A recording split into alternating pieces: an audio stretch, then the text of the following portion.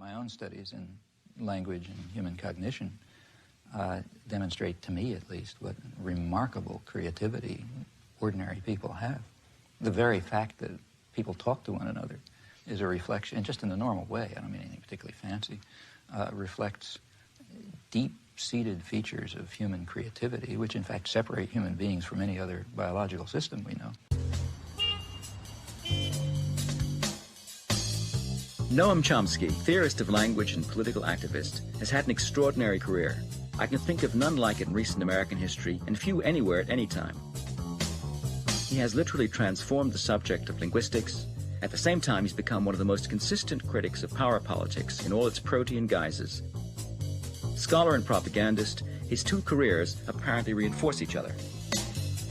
In 1957, he published his Syntactic Structures, which began what has frequently been called the Chomskyan Revolution in linguistics.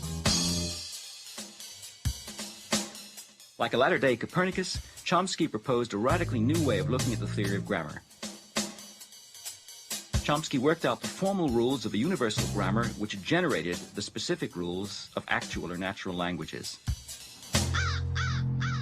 The general approach I'm taking seems to me rather simple-minded and unsophisticated, but nevertheless correct.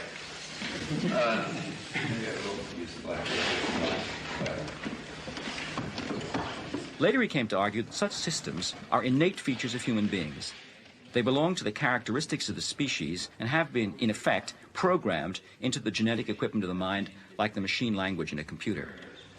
One needn't be interested in this question. Of course, I am interested in it.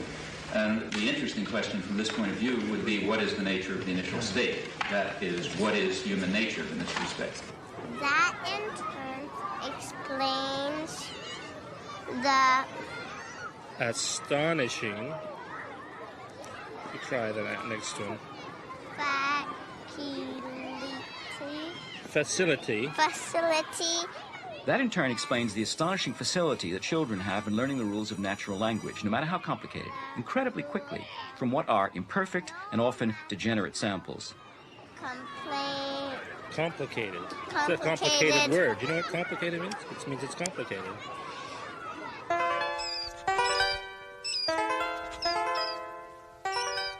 If, in fact, our minds were a blank slate and experience wrote on them, we would be very impoverished creatures indeed. So the obvious hypothesis is that our language is the result of the unfolding of a genetically determined program. Well, plainly, there are different languages. In fact, the apparent variation of languages is quite superficial. It's certain, as certain as anything else, is that humans are not genetically programmed to learn one or another language. So you bring up a Japanese baby in Boston, it'll speak Boston English, and you bring up my child in Japan, it'll speak Japanese.